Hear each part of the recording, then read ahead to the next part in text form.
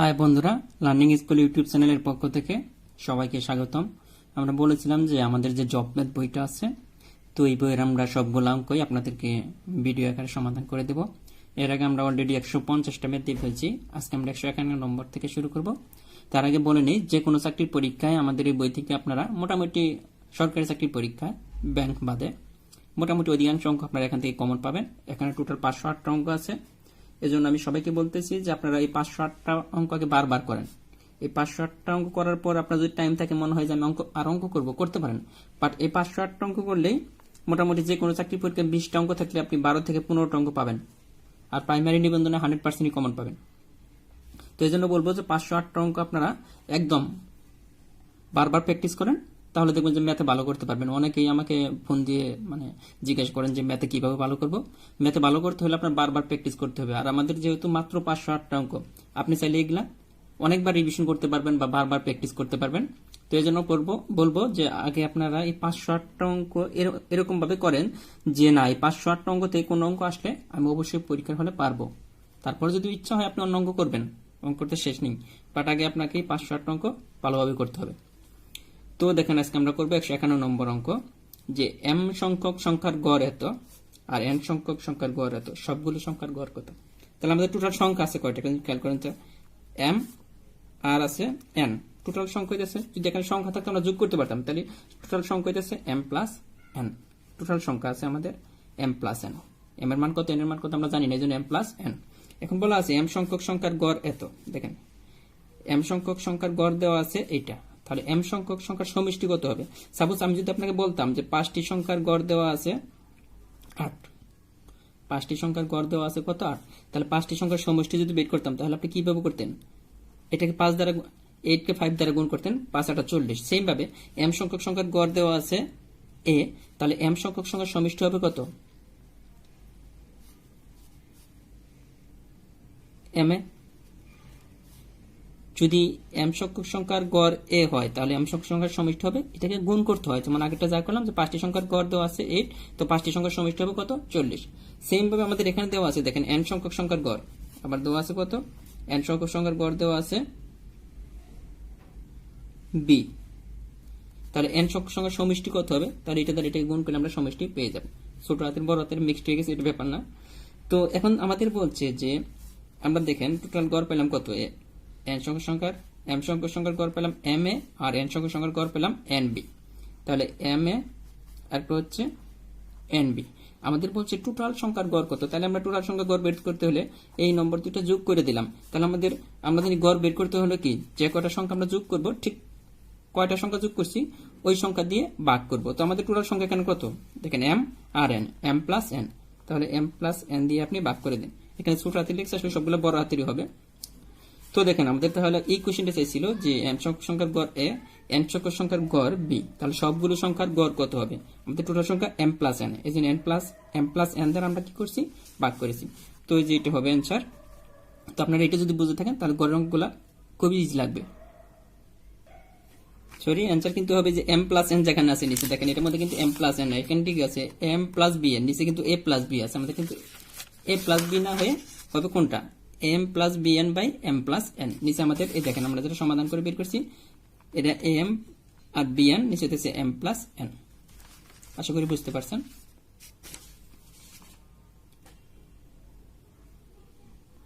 পরে যে অঙ্কটি রয়েছে দেখেন যে 7টি সংখ্যার গড় এত, এর সাথে 3টি সংখ্যার গড় যোগ করা হলো। তো 3টি সংখ্যার গড় 21, সমষ্টিগত ভাবে 10টি সংখ্যার গড় কত। তো আমাদের টোটাল সংখ্যা হচ্ছে দেখেন 7টা আর 3টা, আগেরটার মতোই 10টি। তখন বলা আছে 7টি সংখ্যার গড় এত, দেখেন 7টি সংখ্যার গড় দেওয়া আছে 40, তাহলে আমাদের সমষ্টি বের করতে হবে। 7টি সংখ্যার সমষ্টি কত হবে, তাহলে 40 ইন্টু 7টা গুণ করতে হবে, 4 7টা 28, 280। সেইভাবে বলা আছে যে এর সাথে আরো 3টি সংখ্যা যোগ করছে, যে 3টি সংখ্যার গড় 21, 3টি সংখ্যার গড় কত দেওয়া আছে 21, তাহলে 3টি সংখ্যার সমষ্টি কত হবে, এই 21কে কয় দ্বারা গুণ করতে হবে, 3 দ্বারা। তাহলে 6 3 3 অক্ষে 3 আর 3 দুগুণে 6, 63। এখন বলছি সবগুলা সংখ্যার গড় কত, তাহলে কি এই দুইটা যোগ করে টোটাল আমাদের সংখ্যা কয়টা, 10টা, 10 দ্বারা ভাগ করতে হবে। তাহলে 280 যোগ 63, নিচে হচ্ছে 10। দেখেন এটা যদি ভাগ করেন তাহলে হবে 3, 8 14 4, হাতে থাকে 1, এখানে হচ্ছে 3, নিচে হচ্ছে 10।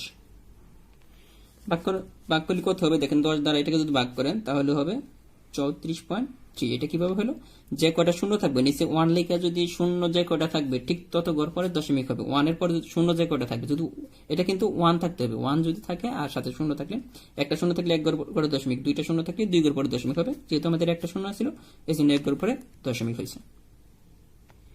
পরে যে অঙ্কটি আছে দেখেন যে 10টি সংখ্যার যোগফল 462। তো প্রথম 4টি সংখ্যার গড় দেওয়া আছে 52 এবং শেষ 5টি সংখ্যার গড় 38। পঞ্চম সংখ্যাটি কত দেখেন, টোটাল আছে সংখ্যা আছে আমাদের 10টি। 10টির মধ্যে আমাদের দেওয়া আছে কি, প্রথম 4টির গড় 52 দেওয়া আছে, প্রথম 4টার গড় আর কি, প্রথম 4টির গড় দেওয়া আছে 52। আর বলা আছে শেষ 5টির গড়, শেষের যে 5টি সংখ্যা তাদের গড় দেওয়া আছে কত, 38। এখন খেয়াল করেন দেখেন, প্রথম 4টি আর শেষ 5টি, তার মানে আমাদের পঞ্চম দেখেন শেষ 5টি দেওয়া আছে, তার পঞ্চম সংখ্যাটি দেখেন এখানে 4 আর 5, দেখেন 4 আর 5 কত হচ্ছে 9টি, বাট আমাদের সংখ্যা ছিল কয়টা, 10টি। তাহলে দেখেন এই 10টি সংখ্যা থেকে যদি 9টি সংখ্যার গড় বাদ দিই তাহলে কিন্তু পঞ্চম সংখ্যাটি পাওয়া যাবে অবশ্যই। মানে একটা সংখ্যা বাদ থাকে আর একটা সংখ্যাটি হইতেছে কত, পঞ্চম সংখ্যাটি। তো এটা করার জন্য দেখেন 4টি সংখ্যার গড় দেওয়া আছে 52, তাহলে 4টি সংখ্যার সমষ্টি বের হবে। সমষ্টি বের করতে হলে সবসময় কি করতে হয়, গুণ করতে হয়। দেখেন 4 দ্বিগুণে 8, 5 8, 4 5 কত, 20। আর এখানে 5টি সংখ্যার গড় দেওয়া আছে 38, তাহলে 5টি সংখ্যার সমষ্টি হবে, জাস্ট গুণ করলেই হয়ে যাবে। তো 5 দ্বারা গুণ করেন, 5 8 40 শূন্য, হাতে থাকে 4, 3 4 12 আর 4 কত 16, সরি 3 5 15, 15 আর 4 19, সরি 5 8 40 শূন্য, 3 5 15 আর 4 19, তাহলে 190। তাহলে দেখেন 4টি আর 5টি টোটাল সংখ্যা হইতেছে কয়টি, 9টি সংখ্যার গড় আর কি, সমষ্টি আর কি। 9টি সংখ্যার সমষ্টি কত হচ্ছে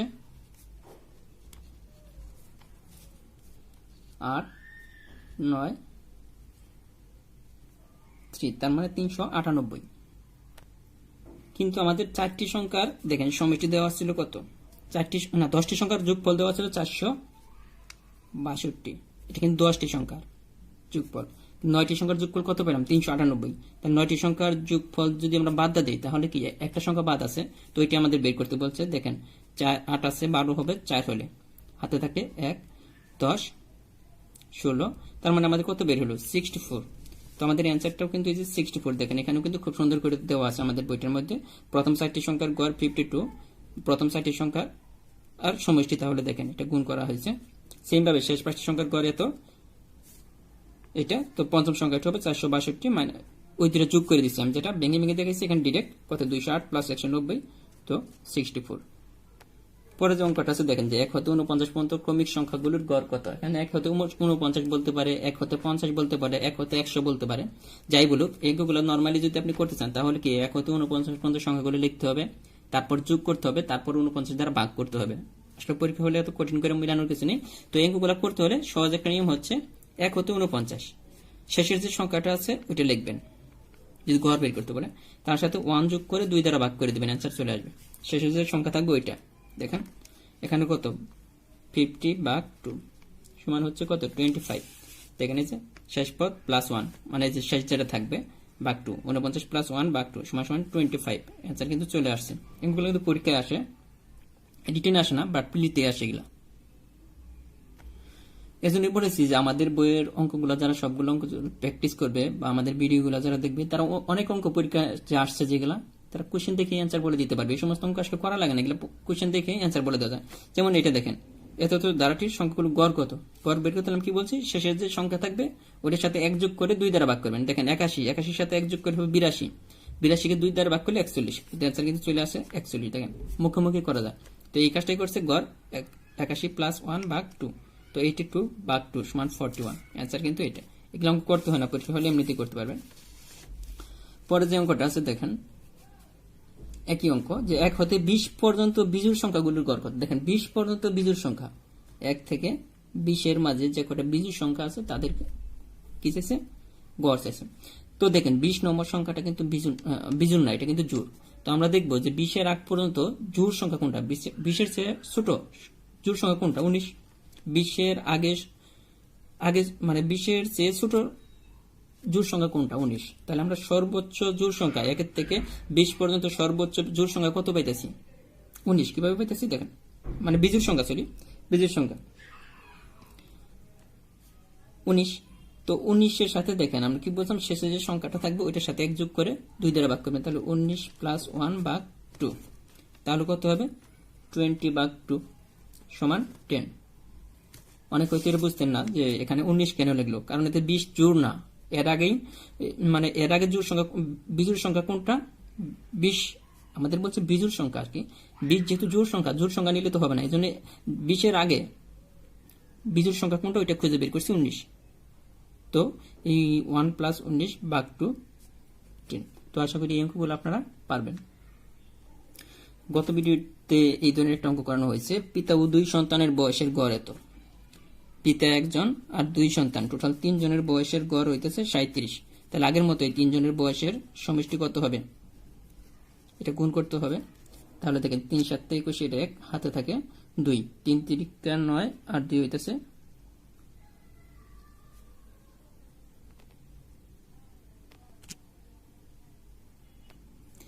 11।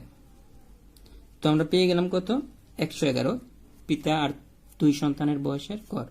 তারপর বলছে পিতা মাতা ও 2 সন্তানের বয়সের গড়। তাহলে এখানে দেখেন পিতা 1 জন, মা 1 জন আর 2 সন্তান, টোটাল 4 জনের বয়সের গড় হইতেছে 36।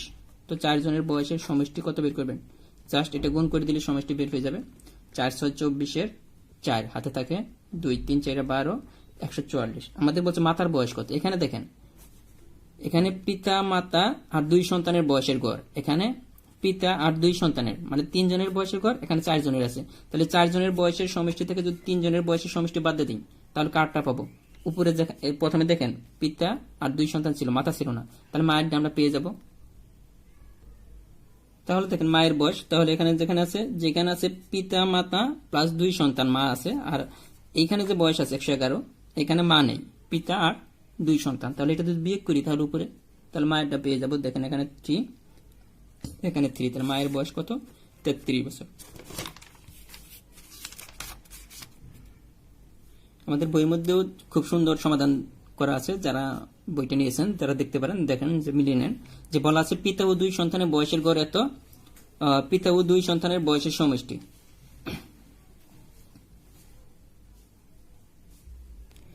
এখানে একটু ভুল আছে, দেখেন পিতা ও 2 সন্তানের বয়সের সমষ্টি, এখানে 2 না হয়ে এখানে 3 হয়ে যাবে, আর 3 হইলে কিন্তু গুণফলটা চেঞ্জ হয়ে যাবে। এটা যাদের কাছে বইটা আছে একটু দেখে নেন। তাহলে 3 7 21-এর 1, এখানে হবে কত? 111। এটা ঠিক করে নেবেন। আর পরেরটা কিন্তু এখানে কিন্তু ঠিক আছে, পিতা মাতা ও 2 সন্তান, টোটাল 4 জনের বয়সের সমষ্টি 36 × 4 144। পরে কিন্তু এখানে ঠিকই লিখছে, আসলে ওই যে যেখানে টাইপিং করা হয়েছে তো উনি একটু মিস্টেক করছে, অনেক সময় দেখা যাচ্ছে যে আমরা ঠিকই লিখে দিয়েছি বাট উনি টাইপিং করার সময় তাড়াতাড়ি করছে, এই জন্য আমি আসলে আন্তরিকভাবে দুঃখিত। আর আমরা নেক্সট এডিশনে যখন বের করবো আসলে কোনো ভুল থাকবে না, যেহেতু ফার্স্ট এডিশন এজন্য কিছু ভুল রয়েছে। পরের অঙ্কটা দেখেন, বলা আছে যে 6 8 10 এবং গাণিতিক গড়টি 8 7 8 7 9 এবং আর কোন সংখ্যার গাণিতিক গড়ের সমান? তাহলে দেখেন এত এর গাণিতিক গড়, আর এটা দেখেন এখানে 3টা সংখ্যা, যেটা একটা সংখ্যা দেওয়া নাই, যেটা গাণিতিক গড় আমাদের বের করতে হবে, সংখ্যাটা আমাদের বের করতে হবে। দেখেন এই 3টা সংখ্যার গাণিতিক গড় বের করতে আমাদের কি করতে হবে আমরা জানি, যোগ করে 3 দ্বারা ভাগ করতে হবে। সেম ভাবে এখানে দেখেন, এখানে 3টা আমাদের বলছে সমান হবে, সমান হলে তাহলে মাঝখানে সমান চিহ্ন দিছি। 7 9 আমরা আরেকটা সংখ্যা যেটা জানি না ওইটা আমরা ধরে নিলাম x। কয়টা? এখানেও 3টা সংখ্যা, এখানে 3, এখানে কিন্তু আমাদের 3 লেখা হয় না, কারণ ওই পাশে 3 বাদ চলে যাবে, এখন আমরা 3 বাদ দেব। উপরে যদি যোগ করেন দেখেন 6 9 15 15 আর কত আছে? 6 9 15 15 আর 8 হচ্ছে, সরি এখানে 9 না, এখানে হবে 10, সরি একটা মিস্টেক, তো 10। তাহলে হইতেছে কত? দেখেন 16 16 আর 8 24। এই সাইড থেকে 3 বাদ, এই সাইড থেকে 3 বাদ দিছি, তো এখানে হইতেছে দেখেন 16 প্লাস x। আমরা যদি সাইড চেঞ্জ করি দেখেন এটা, তাহলে x ইকুয়াল কত? 24 মাইনাস 16। তাহলে দেখেন কত হবে? 8। আমাদের অ্যান্সার কিন্তু এখানেও কিন্তু সেম ভাবে করা আছে, এখানে 3, এটা বাদ চলে যায়, এজন্য আমরা এখানে লিখি নাই, একটু অঙ্কটা তাড়াতাড়ি করার জন্য আর কি, আপনাদেরও লেখার দরকার নেই, যেহেতু 3টা সংখ্যা সমান, নিচে তো 3 আসবে আর 3 বাদ চলে যাবে। পরের অঙ্কটা দেখেন, এখানে দেওয়া আছে যে ঢাকা ও চট্টগ্রামের দূরত্ব 300 কিলোমিটার। এখানে দূরত্ব দেওয়া আছে 300 কিলোমিটার। তো ঢাকা হতে একটি ট্রেন সকাল 7টায় ছেড়ে গিয়ে বিকাল 3টায় চট্টগ্রাম পৌঁছে। ট্রেনটির গড় গতি ঘন্টায় কত? আমরা জানি যে কি আমাদের চাইছে ট্রেনটির গড় গতি চাইছে, মানে বেগ চাইছে, এটা আমাদের বের করতে। তো গড় গতি বের করার মানে গতি বের করার সূত্র হচ্ছে, গড় গতি বের করার সূত্র হচ্ছে, এটা আপনারা মনে রাখবেন অবশ্যই, মোট দূরত্ব বাই মোট সময়। মোট দূরত্বকে মোট সময় দ্বারা যদি ভাগ করেন তাহলে আপনি কি গড় গতি বেগ পাবেন। তো আমরা মোট দূরত্ব কিন্তু জানি 300 আমাদের বলা আছে, ঢাকা হতে চট্টগ্রামের দূরত্ব। আর ঢাকা হতে একটি ট্রেন সকাল 7টায় ছেড়ে গিয়ে 3টায়, দেখেন 7টা থেকে 3টা পর্যন্ত, 7টায় ছেড়ে গেছে 3টা পর্যন্ত, 7টা দেখেন 8, 9, 10, 11, 12, 1, 2, 3, তাহলে টোটাল হচ্ছে 8 ঘন্টা। দেখেন 7টা থেকে 3টা পর্যন্ত টোটাল হচ্ছে 8, তাহলে আমাদের মোট সময় হইতেছে কত? 8 দ্বারা ভাগ করেন। তো এটা যদি ভাগ করেন দেখেন 3 8 24 থাকে, 3 8 24 বিয়োগ করে থাকে 6, 0 হয় 60, 60টা যদি 8 দ্বারা ভাগ করেন 7 8 56, এখানে কিন্তু যায় না, 0 হয় 7 8 56, তারপরে থাকে আমাদের 7 8 56 ছিল, 56 পরে দেখেন থাকে 60 থেকে 56 বিয়োগ করলে 4, তাহলে 5 8 40। তো আপনারা নর্মালি ভাগ করে নেবেন, এভাবে হয়তো অনেক কাছে জটিল লাগতে পারে। নর্মালি কিভাবে ভাগ করবেন, যে 300 ভাগ 8 যা আসে, এটা কিন্তু আমাদের অ্যান্সার। যে কোনো গতি মানে গতি বের করতে হলে আমাদের কি মোট যে দূরত্ব ওইটাকে কি মোট সময় দিয়ে ভাগ করতে হবে। পরে যে অঙ্কটা আছে দেখেন, যে আমাদের বলা আছে যে 20,740 সংখ্যক সৈন্যকে বর্গাকার সাজাতে গিয়ে 4 জন অতিরিক্ত হয়। তো প্রতি সারিতে সৈন্য সংখ্যা কত? তো বর্গাকার সাজাতে গিয়ে দেখেন 20,000 কত 740 জনকে সাজাতে গিয়ে দেখলো 4 জন অবশিষ্ট হয়। তাহলে আমরা 4 আমরা আগে বিয়োগ করে দিই অবশিষ্ট জন। তো প্রতি সারিতে সৈন্য সংখ্যা কত জন আমরা বের করতে বলছে। তো এটা যদি বিয়োগ করেন দেখেন 63720, তার মানে 20,736 তাদেরকে বর্গাকারে সাজানো যায়। বর্গাকারে সাজাতে গেলে এদেরকে উপরে একটা বর্গ চিহ্ন দিয়ে দেন, এইটা, তখন এটার বর্গমূল বের করে যা হবে ওইটাই আমাদের অ্যান্সার। কিন্তু আসেন এটা আমরা একটা টেকনিক করব। দেখেন এটা কিন্তু একটা কি হবে বর্গমূল, বর্গমূল মানে কি দেখেন 36, 36 এর বর্গমূল কত 6, কিভাবে আসে দেখেন 36 মানে 36কে 6 into 6 দুইটা ভাগে ভাগ করলে কি মানে হইতেছে 6 স্কয়ার, মানে দুইটা 6, তার মানে একটা 6 চলে আসে, রুট আর স্কয়ার কাটা যায়। সেম ভাবে যদি বলি যে 4, 4 এর বর্গমূল কত 2, কিভাবে করতেন 2 into 2। সেম ভাবে এখানে এমন একটা সংখ্যা আসবে যেটাকে ওই সংখ্যা দিয়ে গুণ করলে এই 20,736 হবে। সাপোজ আমাদের অপশনে আছে, আমরা অপশন থেকে এটা করে ফেলবো, কারণ এটা নর্মালি করতে গেলে অনেক টাইম লাগবে। সাপোজ আমরা ধরে নিলাম এটাই আমাদের সঠিক সংখ্যা, দেখেন 142, তাহলে 142 কে 142 দ্বারা গুণ করলে এটা আসে কিনা দেখবো। 142 কে 142 দ্বারা গুণ করেন, দেখেন প্রথমে কিন্তু আমাদের 2 দ্বিগুণের 4, এটা কিন্তু কি শেষের সংখ্যা হবে, একদম লাস্ট ডিজিট হবে এইটা। কেন আপনি যদি গুণ করেন এরপরের সংখ্যাটা এখানে কাটা দিবেন, তার মানে এটা কিন্তু নিচে আসবে গুণ করার পরে, তার মানে আমাদের শেষে তো 4 না, শেষে হইতেছে কত 6, শেষে হচ্ছে 6। এরপরে যেটা 144, দেখেন এখন দেখবো যে 144 কে 144 দ্বারা গুণ করলে 20,436 হয় কিনা। তো 144 144 এটা কিন্তু হওয়ার সম্ভাবনা আছে, কারণ দেখেন 4 4 16 6 আমাদের লাস্ট ডিজিটটা মিলছে। তারপর আমরা গুণ করে দেখি যে সম্পূর্ণ মিলে কিনা। 4 4 16 6, তারপর 4 4 16 আর একে কত 17 7, 4 কে 4 আর একে 5। সেম ভাবে এটা কি হবে 4 4 16 6, 17 7, 4 আর একে 5, আর লাস্ট হবে কত 4 4 1। এখন দেখেন আপনি সবকিছু যদি আমরা ই করে দেখেন 7 13 3, এখানে হচ্ছে কত হাতে এক আছে আমাদের 6 13 17 7, তো 0 2, তার মানে 20,700, দেখেন 20,736। আমরা এইভাবে আমরা অঙ্কটা চাইলে এইভাবে করে নিতে পারি। মানে এটা আপনার হবে পরীক্ষার হলে কিন্তু এই ধরনের অঙ্কটা বারবার আসে, কারণ হচ্ছে অনেকে বর্গমূল বের করতে পারবেন না, এত বড় সংখ্যার বর্গমূল অনেকে বের করতে পারবে না, এই জন্য দিয়ে দেয় অঙ্কটা। কিন্তু আমি যে টেকনিক দেখালাম, আপনার 4 বিয়োগ করার পর কি দেখবেন যে কোন সংখ্যাটাকে ওই সংখ্যা দ্বারা গুণ করলে এই বিয়োগ করলে সমান হইতেছে, ওইটাই হবে অ্যান্সার। সবগুলো অঙ্কই কিন্তু আমাদের এই জব ম্যাথ বই থেকে করা হয়েছে। বইটা মোটামুটি এখন সারা বাংলাদেশে পাওয়া যাচ্ছে, আপনারা যেখান থেকে ইচ্ছা সেখান থেকে কালেক্ট করতে পারবেন, অথবা আপনারা চাইলে অনলাইনেও কালেক্ট করতে পারবেন। যে ওই নম্বরটা আমি দিয়ে দিব নিচে, ওখান থেকে দেখে নেবেন। যে আর হচ্ছে যে প্র্যাকটিস সেটগুলো আপনাদের করতে হবে, দেখেন সেম নিয়মের অঙ্কগুলো। 35 এটা বইয়ের আর কি প্র্যাকটিস সেট।